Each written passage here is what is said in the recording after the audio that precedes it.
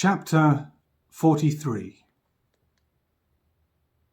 The faint light of dusk dwindled over the RMZ, and the silhouettes of the rugged landscape withdrew into the blackness of night. The lights in the cabin of the troop transporter snapped from a stark bright neon to a dim red, showing the plane's blackout status. Yellow wall lights spun and flashed their warning, casting strange shadows across the charged faces of the tourists. Rows of men chewed gum or tobacco, whilst exchanging tall stories of previous tours, and showing each other their latest kit. You could practically smell the testosterone. They misted the aircon with it. And the atmosphere wasn't the only thing that was confected. The functional military cabin with all its webbing and weighty tools hanging from the walls, all its comms panels with blinking lights and curling cords, its stretchers hung from the ceiling, the steel-studded gangways and the tourists' bulky safety harnesses, all of it. It was all unnecessary. Just theatre. Even the turbulence they rattled through was manufactured. All part of a frontline excursion. It started when you walked in the doors at your local depot. The fake military atmosphere, the machismo, curt directions delivered by flat, emotionless soldiers, the signs on the walls written in a certain font, the squeak of the polished floors, the simple sturdiness of it all. Antonio had infiltrated such a depot earlier, desperate to get to the RMZ without delay, risking everything. He'd contacted the recusancy and found out that Perdita was both alive and free from the corporate security forces. A massive relief, but a short-lived one. Consolation had moved quickly into dread as he decoded his communication from his consociates. She deployed herself in the middle of the RMZ. There wasn't much detail, but it seemed she was trying to contact an exile. It must have had something to do with the offshore negatives mission, but the communication didn't say. Worst of all, she'd gone and contacted the recusancy in the RMZ, embedded herself within their forces. Talk about a sitting duck. So, of course, Antonio had to haul his ass there too. Only he'd been smart enough to travel with the guys who had the real firepower, that could actually do some damage, who had defence drones and impenetrable mag armour, who had troops of crack centurions to protect and guide them through the battlefield, who rigged the game and supplied their enemy with virtually impotent weapons, who had air support and satellite defence systems and, Jesus, the military might and capability of the entire fucking corporatocracy. No tourist had been hurt, let alone killed, in the RMZ for, who could say, a long time. Not even a sprained ankle. These execs were so litigious. So why on earth hadn't Perdita done something similar? Just cooked up a decent cover and got herself on one of these packages. She put both herself and the baby in real danger.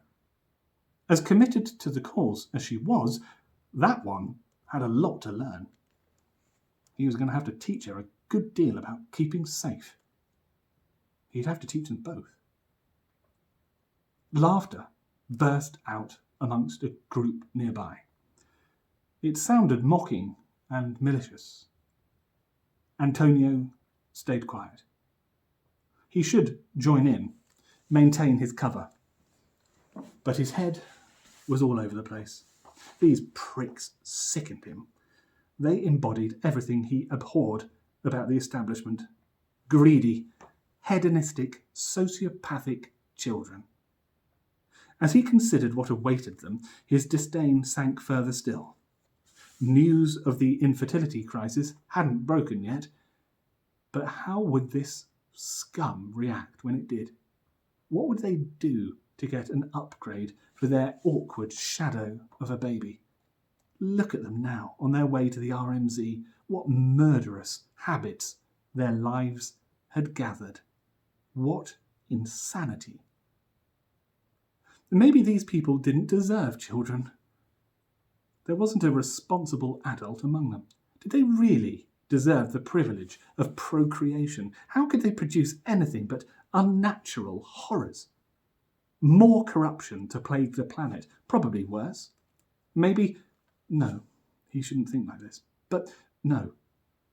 But maybe the pandemic wasn't such a bad thing. Maybe there was a need, the better of two evils. Antonio swallowed. His mouth had gone dry. Who was the monster now? Was there a single damned soul on this transporter with the moral high ground? Hi, sorry to bother you. Hello. A young man opposite him, edgy and wide-eyed. I just wondered if you'd been before. I'm a first-timer, been saving up, and I don't know if I dressed right. I put thermals on because I thought it might get cold, but then we'll be on the move, so I might get sweaty, and your armour has temperature regulation, Antonio replied. You needn't worry. Oh, of course, yes, I see. Yeah. They did say, didn't they? Silly me. The young man fidgeted nervously in his seat, adjusting and readjusting the various holsters and pouches he had strapped to him. So, Antonio leaned forward and tried a smile. Your first time? Yeah. Think I bought the right package, not sure. Do you think I went a bit too heavy on grenades and too light on sidearms? It was a lot of money. A friend of a friend told me I should... Yeah, you're fine. You got that shit covered. Nervous? Does it show? Be weird if it weren't, right? Oh, yeah, exactly. Any tips? Antonio thought for a moment, then sighed. No tips. You'll pick it up pretty quick. That's what they say, isn't it? Point and shoot, point and shoot. Easy, no problem. Yeah, easy, no problem. The whistle of the engines changed tone as the transporter stopped and hovered. They began descending, and a rousing cheer went around the cabin. Sales assistants tapped magazines against their helmets before loading their rifles. Web designers kissed their dog tags and uttered a prayer to some higher power. Regional marketing managers snorted a last line of coke and flicked the safety off their weapons. An entire squad of consultants and investment brokers and accountants roared for blood. Middle management was on the offensive.